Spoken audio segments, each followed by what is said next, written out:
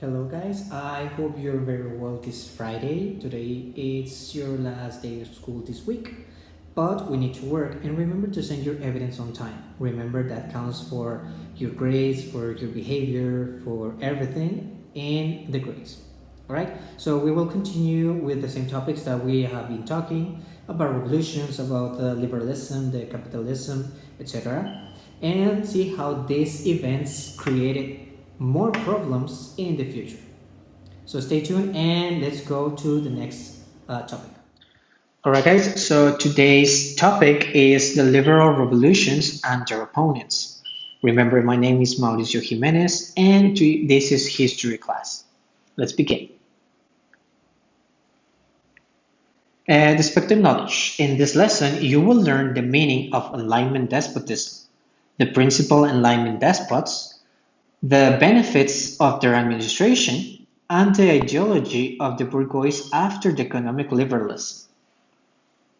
But first, just remember the economic liberalism. Last video class, we saw that the bourgeois wanted to have more freedom with their businesses, their capital, and profit. This ideology originated due to the liberal ideology in politics. Remember, this ideology is based in equal rights for all the citizens and more freedom in their society. But let's start with this question. What is a monarch? In a monarchy, a king or queen is head of state. As head of the state, the monarch undertakes constitutional and representational duties which have developed over 1,000 years of history.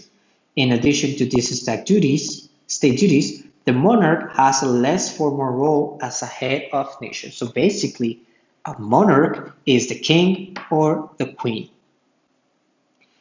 Now, due to the economic crisis, bourgeois complaints, and alignment ideas, some monarchs decided to make some changes to keep their power.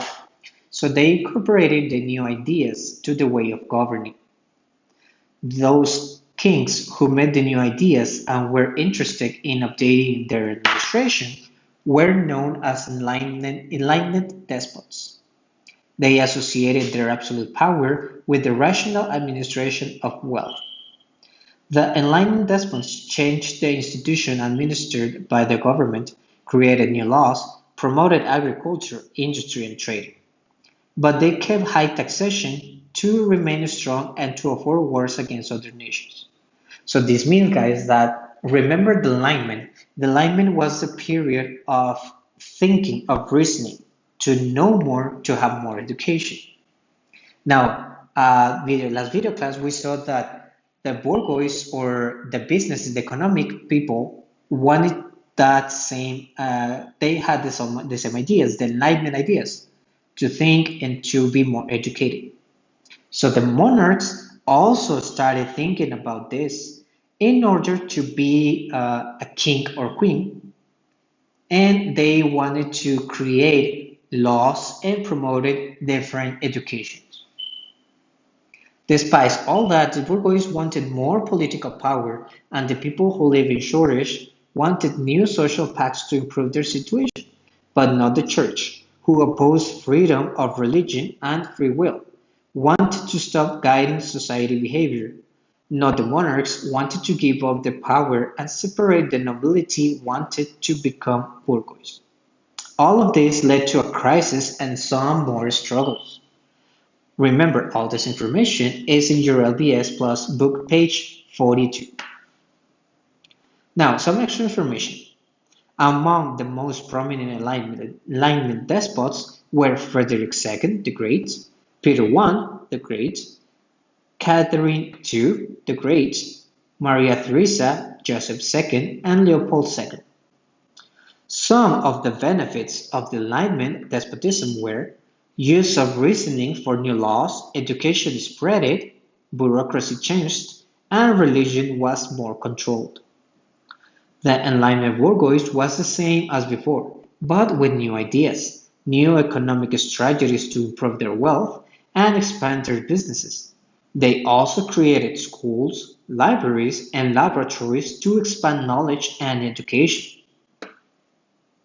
So for the activity, guys, which is very easy, Answer the questions on page 43 with the information presented in this video class. If you don't have your book or for some reason it doesn't work, just copy this in your notebook. Here you can see the questions. But don't forget, deliver your evidence on time. This means you need to send your work by the time you have history class. Always do a presentable job, guys. Presentation counts. Any word delivered out of time will not be considered. So that's it for today, guys. I hope you liked this topic. We will talk in the chat. And if you have any questions, just send me a message. I will see you next week. Have a happy weekend.